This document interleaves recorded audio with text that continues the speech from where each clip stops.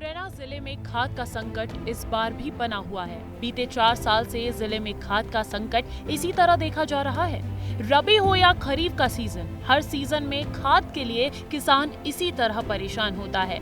ये देखकर खाद की कालाबाजारी करने वाले भी सक्रिय हो उठते हैं। खाद की कालाबाजारी का ये हाल इस बार भी देखने में आ रहा है। सरकारी गोदाम से जो यूरिया खाद का बोरा 270 रुपए का मिल रहा है, वही बाजार में 350 से 400 रुपए तक का मिल रहा है। तो यहाँ पर क्यों आए हो? खाद ले क्यों खाद मिल नहीं रहा क्या? हाँ नहीं क्या ये मिल रहा है, लेन पे मिल रहा है। अच्छा, तो क्यों आए हो आप यहाँ पे लाइन में लगे? यहाँ बाजार में 350-400 को दे रहे हैं कट्टा। अच्छा, हाँ और कहीं फिर जाम में आए हो लाइन में? हाँ, लाइन में सुबह के लगे 5-6 बजे के। दुकान पे क्या बाजार में खाद नहीं है? कितना महंगा दे रहे हैं? मेगा 350-400 रुपए का।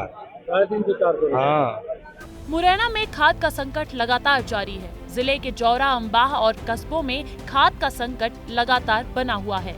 जौरा के हालात ऐसे हैं कि यहाँ पर सुबह 3 बजे से ही किसान लाइन में लगकर बैठ जाते हैं, लेकिन टोकन लेने के लिए जब तक उनका नंबर आता है तब तक खिड़की बंद हो जाती है, जिससे किसानों को निराश होकर वापस लौटना पड़ रहा है। खाद के लिए लगने वाली लंबी लाइन में न केवल महिलाएं और पुरुष शामिल होते हैं, बल्कि बुजुर्ग भी लाइन में आकर लग जाते हैं और अपनी बारी आने का इंतजार करने लगते हैं। आए भैया 3 दिन आते लौट रहे हैं। 3 दिन आते ऐसे ही आ रहे हो, किराया भाड़ा कर खर्च करके। क्या करे बेटा, आवाना पड़ता है। कब से आ रहे हो? खाद मिल गया कि नहीं? 2 दिन से अब तो लाइन में लगे हैं। लाइन में लगे। हाँ, कैसे क्या खाद दे रहे हैं? किस तरह दे रहे हैं? कितनी कट्टे दे रहे हैं? बाजरा के लिए। बाजरा के लिए? हाँ। कितने कट्टा ले जरूरत है? 10 कट्टा की 5 कट्टा मिल रही है। 11 कार्ड पे 1000 रुपये 5 कट्टा मिल रही है।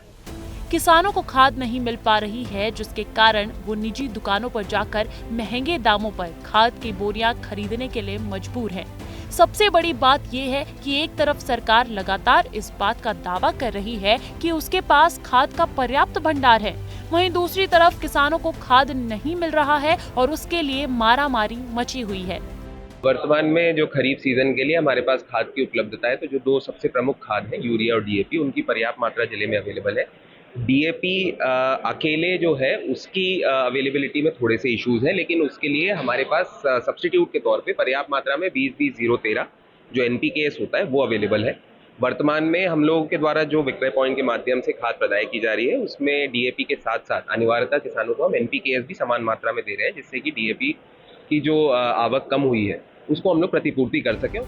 मुरैना के सांसद जब केंद्र सरकार के कृषि मंत्री थे, तब भी जिले में खाद का संकट मंडरा रहा था और अब जिले के विधायक ऐंदल सिंह कंषाना प्रदेश सरकार के कृषि मंत्री हैं, तब भी किसानों को मांग अनुसार खाद नहीं मिल रही है।